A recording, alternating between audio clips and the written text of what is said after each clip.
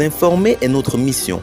Alors, si vous êtes nouveau, abonnez-vous et cliquez aussi sur la petite cloche de notification pour ne plus rien rater des prochaines informations. Cela étant fait, c'est parti.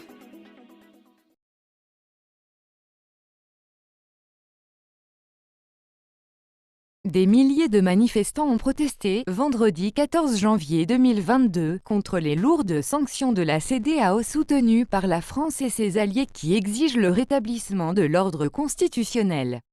Ces marches patriotiques en soutien à la junte au pouvoir d'État ont le mérite de rappeler celle du peuple ivoirien pour défendre sa souveraineté alors incarnée par Laurent Gbagbo. La suite est connue. Laurent Gbagbo finira par être sorti pour installer Alassane Ouattara sans aucune polémique, selon les propos de Nicolas Sarkozy dans un livre intitulé « Ça reste entre nous, hein ?» 2 ans de confidence de Nicolas Sarkozy, publié par Nathalie Chouk et Frédéric Guerchel en novembre 2014. Lors d'une manifestation très pacifique, vendredi 14 janvier dernier, le peuple malien a exprimé sa liberté d'expression citoyenne, ses cris de lassitude contre les lourdes sanctions de la CEDEAO soutenues par la France et les États-Unis. Cette affirmation de l'espoir, de l'honneur et de la dignité de tout un peuple pour sa réelle indépendance aura tenu pendant 8 ans en Côte d'Ivoire sous Laurent Gbagbo avant son éviction du pouvoir d'État. D'emblée, un référendum sur la durée de la transition participerait à légitimer la junte militaire combattue par la CEDEAO et la France. La forte mobilisation du peuple malien, vendredi dernier, témoigne de son attachement à ses dirigeants. Ensuite, les lourdes sanctions de la CEDEAO et de la France ne sont rien d'autre qu'une déclaration de guerre qui requiert une riposte graduée. Laurent Gbagbo n'avait pas franchi ce palier. Au contraire, il a octroyé plusieurs marchés à la France dont le monopole du port d'Abidjan au Français Bolloré en 2004. L'erreur monumentale commise par Gbagbo restera l'organisation des élections présidentielles dans un pas coupé en deux par une rébellion armée.